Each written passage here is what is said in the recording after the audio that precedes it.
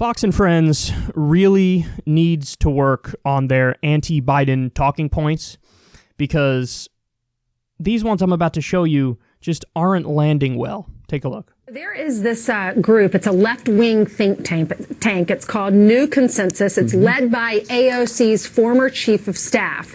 And they have sent this memo to the transition team, Joe Biden's transition team, urging him to move forward with their economic agenda with or without Congress.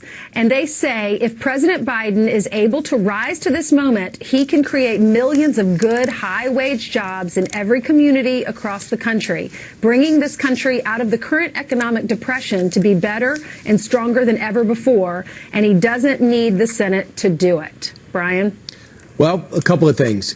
They almost lost the House because of people like AOC's former chief of staff, who is a wizard on social media. They are a small enclave of society. They don't have any practical experience. They have ideas. They don't have programs. And they don't understand how this works. There are different branches of government. There are things executive orders can do. And revamping the economy, destroying the automobile business, the oil and gas business, is not something you can do with the stroke of a pen. Nor should you, or else you look really like a liar, because a month ago you're on the stump saying you don't want to stop fracking and you didn't sign up for the new Green Deal, Joe Biden.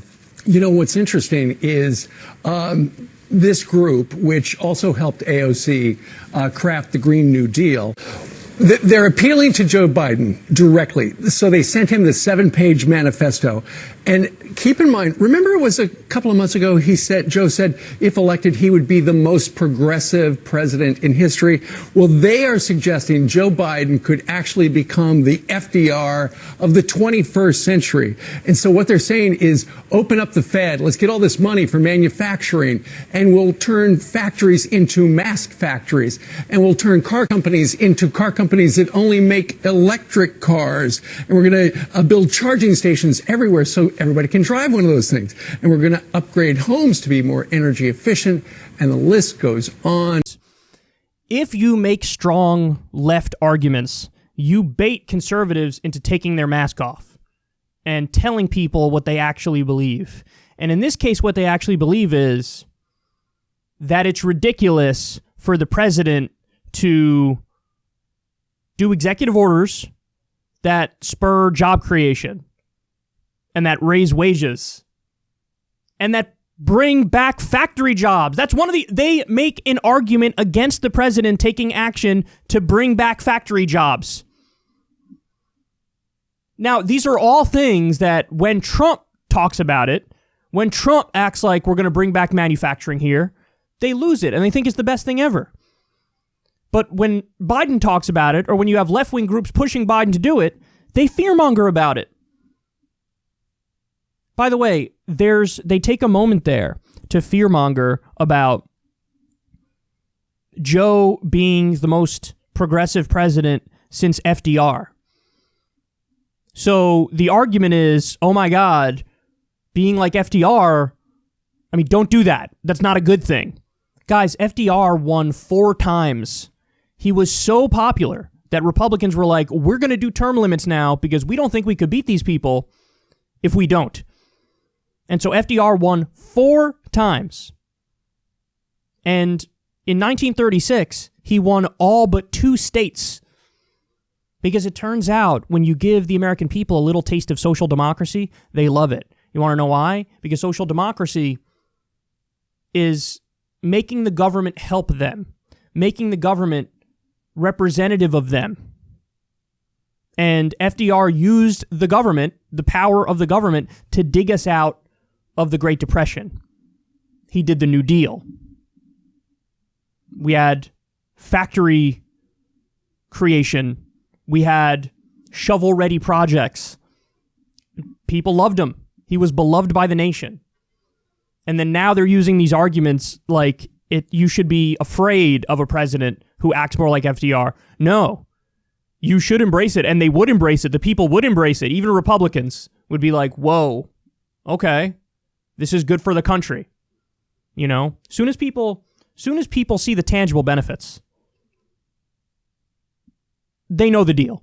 If you materially improve people's lives, then it's a lot harder to tell them that this person is your enemy.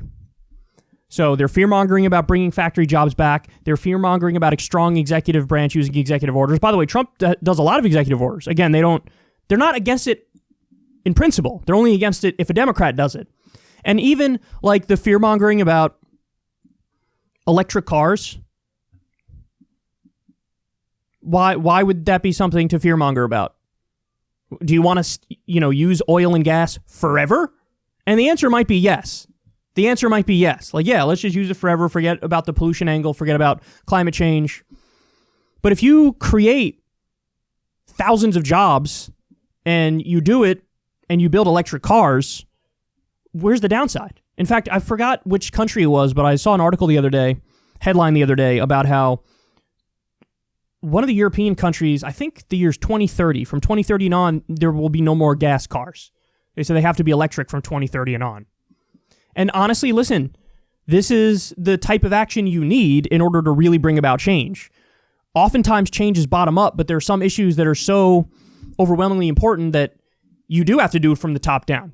You have to set an example at the top, and you have to make rules at the top that bring about the change that we need, because sometimes you need drastic change.